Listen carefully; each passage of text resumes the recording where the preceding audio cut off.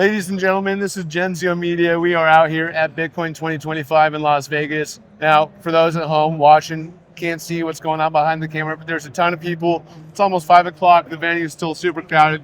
Talk's still going on. Booth set up. Everyone's having a good time. And today I am joined with Frank, the political correspondent from Bitcoin magazine. Frank, thanks so much for hopping on today. My pleasure. Thank you for having me. Yeah.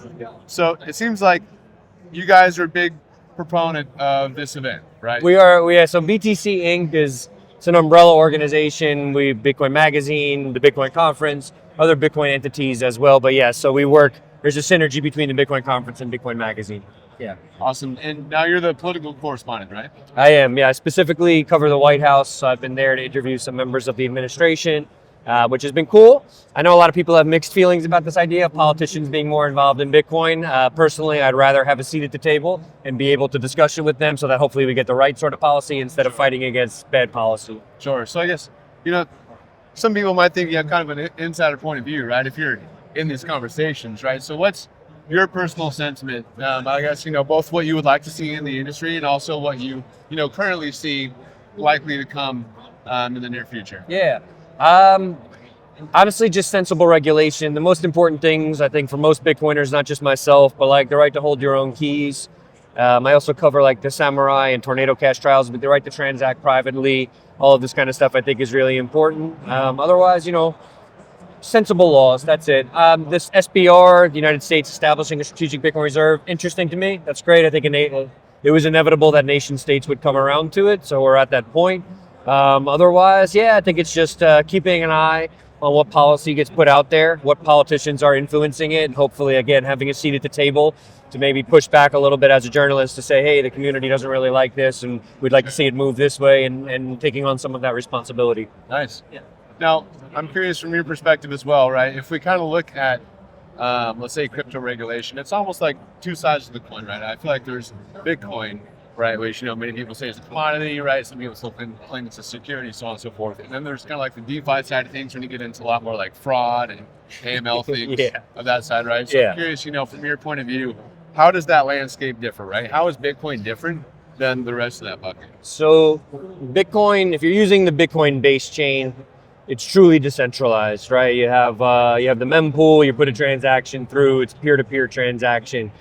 With DeFi, I think you have varying levels of decentralization. So with some DeFi, it could be a multi-sig setup that, enabled by certain smart contracts. But, I think we just saw this happen with, I think, Sui, if I'm not mistaken. There was a major hack for one of the protocols or one of the platforms, and all of a sudden everything was frozen, all of the accounts. And I'm like, well, is this really decentralized if this entity has an ability to freeze it? So I think it's really important for people to know it's not just a polar thing where it's like Bitcoin is decentralized and everything else is like kind of centralized. Right. It's a spectrum. So I think realistically, and also sometimes it takes time for things to decentralize. So for example, when Bitcoin started, you had Satoshi's Bitcoin node, you had Hal Finney's Bitcoin node, and it took a long time for the other tens of thousands of nodes to come online. Other protocols, it might be the same sort of thing. With Ethereum, it took time for nodes to come online. With Solana, but I think, the more centralized something is, the more, let's just say, potential for fraud. I'm not saying that as any sort of slight to any developer or anything, but just the more a human being has control over it, the more fraud could potentially happen.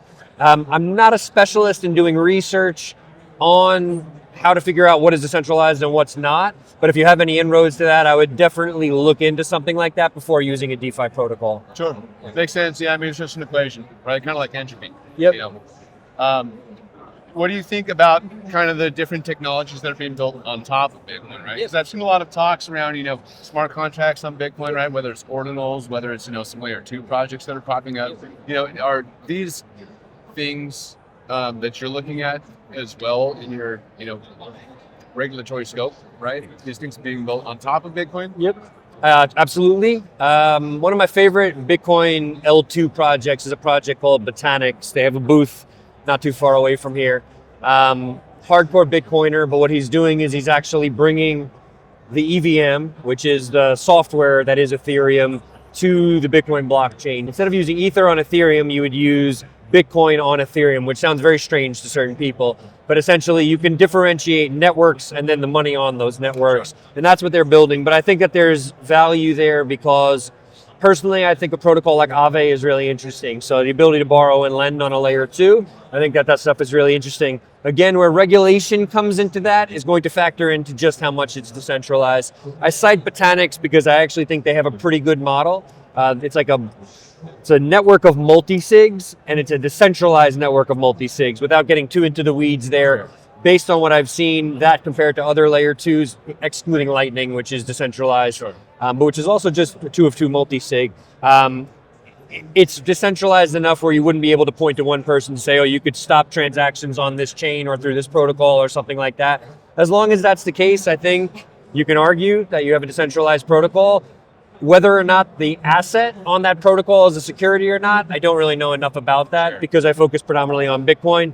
But that's really, like we saw under Gary Gensler and now the change in administration at the SEC, that also comes down to what the head of the SEC thinks is a security and what they don't think is a security. So I think a lot of this stuff is being figured out right now. And I don't just think it gets figured out under Trump's presidency. I just think over time, as this space develops, as Bitcoin and then whatever gets built on top of it develops, there's just going to be more and more stuff that regulators are going to need to look at and make up their mind about.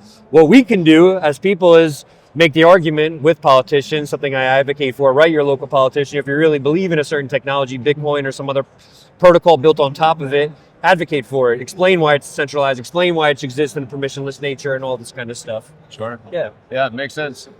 So, Bitcoin Magazine, Bitcoin Inc., this whole ecosystem that conglomerate, on here, right? You guys are doing a lot. Tell me about it. Yeah. I guess 1, how long have you been involved? 2, how do you feel about where we're at now compared to where you've seen us? Yeah. Let's start with let's just go from Bitcoin 2024 or right before that to now. Bitcoin 2024, we had now President Trump speaking at the event, but he was still on the campaign trail, making promises, whether that's free Ross or established strategic Bitcoin reserve, won't do anything to harm America's right to hold their private keys.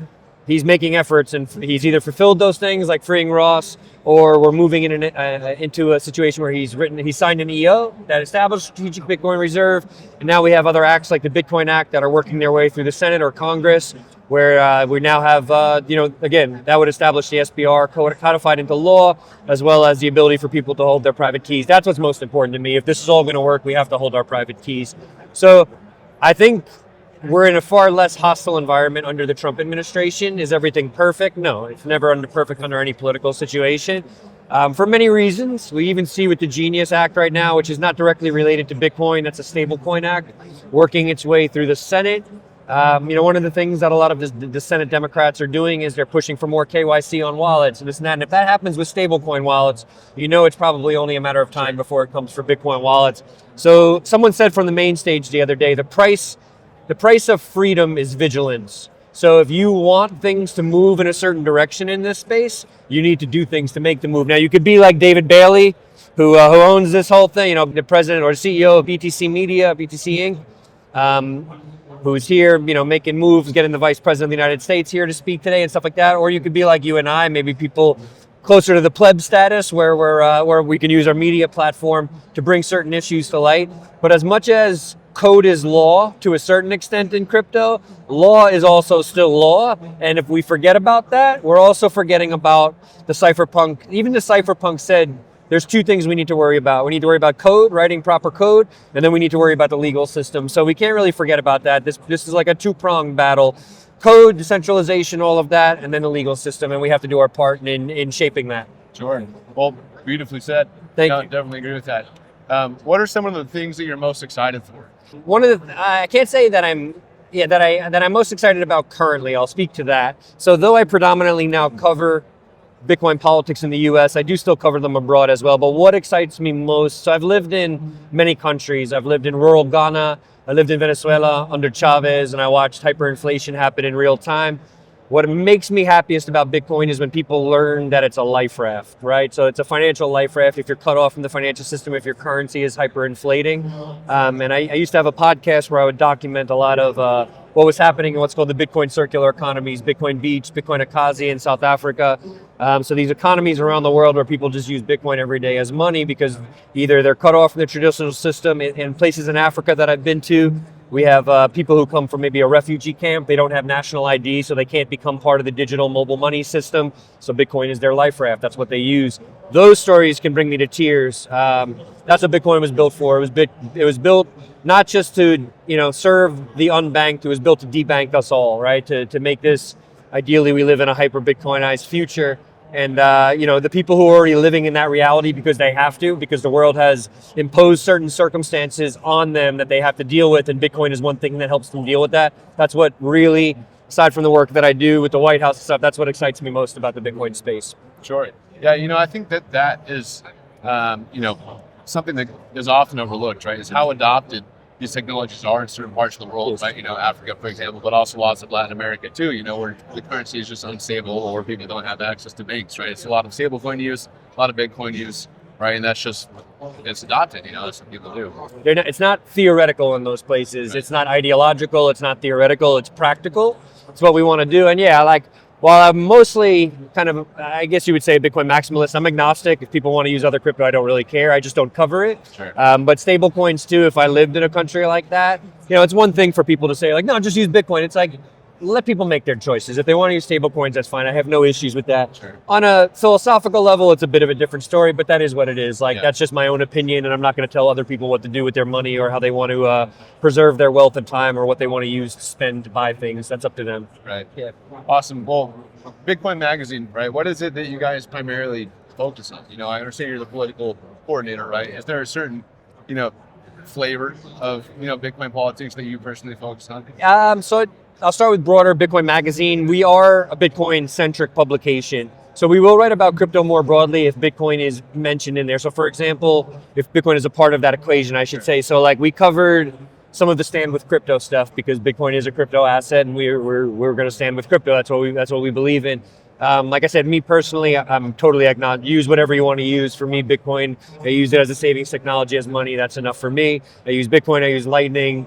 I may start using layer 2s, but I'm not even there yet personally. For me, at Bitcoin, we have for our original reporting staff is we have a business reporter, I'm a political reporter, and then we have a technical reporter. We do a lot of opinion pieces as well that we take in. The big thing is just Bitcoin adoption around the world, and then Bitcoin from every angle, whether that's MicroStrategy, holding it as a reserve asset, whether it's what the US government is doing, whether it's people using it as money around the world. It's all things Bitcoin, and that is how we differentiate ourselves. Again, it's not a matter of hating on other things or this or that. It's just that CoinDesk exists, Cointelegraph exists, other media companies exist where they do that sort of print journalism covering broader crypto space. We want people to know that we're a voice specifically for Bitcoin, a place for people to go for all things Bitcoin, and that's what we do. Sure. Well, it seems like you guys definitely are the voice.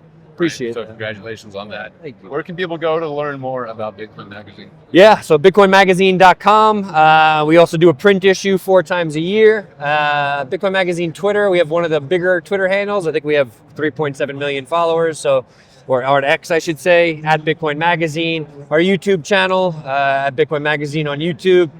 We're on our TikTok, everything. It's a huge team doing all this kind of stuff. So if you Google Bitcoin Magazine, or if you want to follow me, I publish my articles via my Twitter handle. Also Nostr, don't sleep on Nostr. So Nostr, decentralized social media protocol, we started posting there more as well.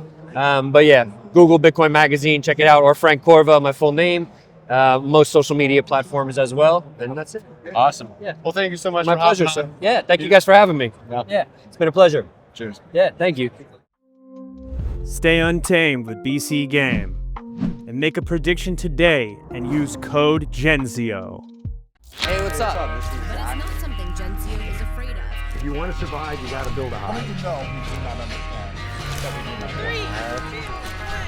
Ladies and gentlemen, We're back at the Genzio Media House. Awesome. Thanks so much for joining us today.